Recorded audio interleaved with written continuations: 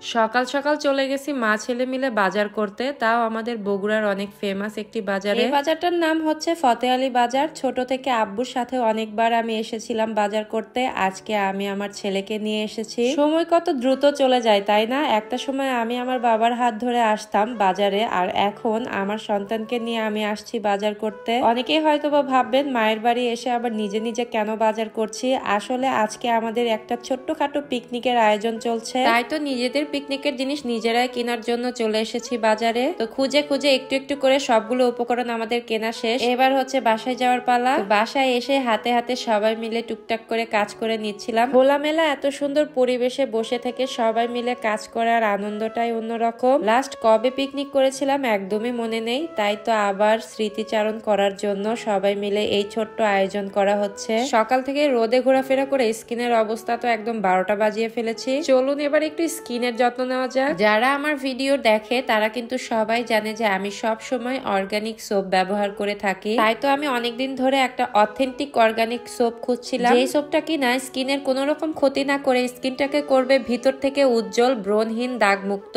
আর অবশ্যই এই সাবানটাকে হতে হবে একদমই ঘরোয়া পদ্ধতিতে তৈরি, যাতে কোনো রকম কেমিক্যাল ব্যবহার করা থাকবে না। অবশেষে অনেক খোঁজাখুঁজির পর সবার রিভিউ দেখে আমি লুমিয়াস বিউটি থেকে এই সোপটি অর্ডার করে নিলাম। পেজটাতে কিন্তু অনেক অনেক রিভিউ রয়েছে এই সাবানটি। সাথে কিন্তু এই সাবানটি sensitive skin, dry skin, oily skin সব রকম স্কিনের জন্য অনেক বেশি ভালো হবে। অবশ্যই ভালো একটা ফিডব্যাক পাওয়ার জন্য সাবানটি দিনে 2বার ব্যবহার করতে হবে, সকালে একবার আর রাতে ঘুমানোর আগে। শুধুমাত্র কিন্তু লুমিয়াস বিউটি এই পেজে এই সাবানটির উপরে 100% গ্যারান্টি দেওয়া হচ্ছে। তাই ত্বকের যত্নে ঘরোয়া পদ্ধতিতে যদি আপনাদের স্কিনটাকে অনেক বেশি সুন্দর আর ন্যাচারালি গ্লোয়িং করতে চান তো এই পেজটি ভিজিট করতে পারেন। এখানে পেয়ে যাবেন তাদের হাতে বানানো এই সাবানটি। তো দেখেন আমি মুখ ধোয়ার পরে আমার মুখটা কত বেশি ফ্রেশ আর গ্লোয়িং লাগছে। রেগুলার ইউজ করার জন্য এই অর্গানিক সাবানটি অনেক বেশি হেল্পফুল হবে। আমরা মেয়েরা তো নিজেদের যত্নের পাশাপাশি ঘরটাকে অনেক সুন্দর করে গুছিয়ে রাখতে পারি, আর রান্না বান্নার দিক থেকে তো আমরা 100তে 100।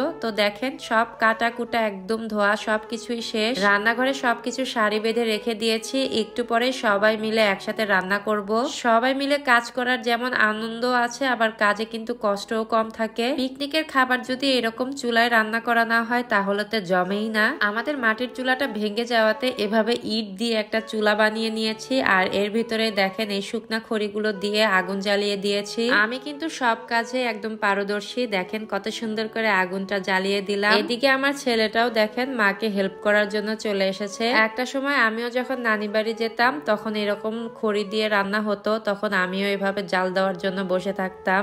সবাই মিলে হাতে হাতে কাজ করলে কিন্তু কাজের কষ্টটা অনেক বেশি কম লাগে। এই যে দেখেন সবাই মিলে ডিম ছুলতে বসেছি। এখানে যে 2জন আপুকে দেখতে পাচ্ছেন তারা হচ্ছে আমার প্রতিবেশী বড় আপু। তাদেরও কিন্তু ছোট ছোট 2টা পেজ আছে, আপনারা চাইলে তাদেরকেও সাপোর্ট করতে পারেন। আমি তাদের পেজ লিংক আমার কমেন্টস বক্সে দিয়ে রাখবো, যাতে আপনারাও তাদেরকে একটু ফলো করতে পারেন। আমরা কিন্তু সবাই সবাইকে ফলো করে পাশে থাকলেই খুব দ্রুত পেজটাকে বড় করতে পারবো। আজকের পিকনিকটা আমার এক ছোট বোনের আবদারে করা হচ্ছিল। সে ক্যামেরাতে আসছে না, কিন্তু তার রান্না খেতে বেশ মজাদার ছিল। বেশিরভাগ রান্না কিন্তু সেই করেছিল, আমরা তো টুকটাক তাকে হেল্প করছিলাম। একদম কম বাজেটের ভিতরে কিন্তু আমরা এই পিকনিকটা অ্যারেঞ্জ করেছিলাম, কিন্তু আলহামদুলিল্লাহ অনেকগুলো আইটেম করতে পেরেছি। সব শেষে শশা কাটা হচ্ছিল, সালাদ ছাড়া তো জমবেই না, তাই সালাদটা রেডি করা হচ্ছিল। তো অনেকদিন পর সবাই মিলে একসাথে পিকনিক করতে পেরে আমাদের তো বেশ ভালো লেগেছিল। আপনাদের কাছে আমার ভিডিওটা কেমন লাগছে অবশ্যই কমেন্টস করে জানাবেন, আর নতুন ভিডিও পাওয়ার জন্য অবশ্যই আমার পেজটা লাইক ফলো দিয়ে পাশে থাকবেন। এদিকে দেখেন বাচ্চাদের খাওয়া দাওয়ার জন্য একদম তর্স হয়েছে না, তো এখন আমরা সবাই মিলে একসাথে খেয়ে নিব। সব থেকে বড় দর্শক বসে পড়েছে খাওয়ার জন্য, আপনাদের সবার প্রিয় ওসমান। মাশাআল্লাহ বলে দিবেন কিন্তু আমার বাবাটার জন্য। তো সবাই ভালো থাকবেন, সুস্থ থাকবেন, দেখা হবে নেক্সট কোনো ভিডিওতে। আল্লাহ হাফেজ।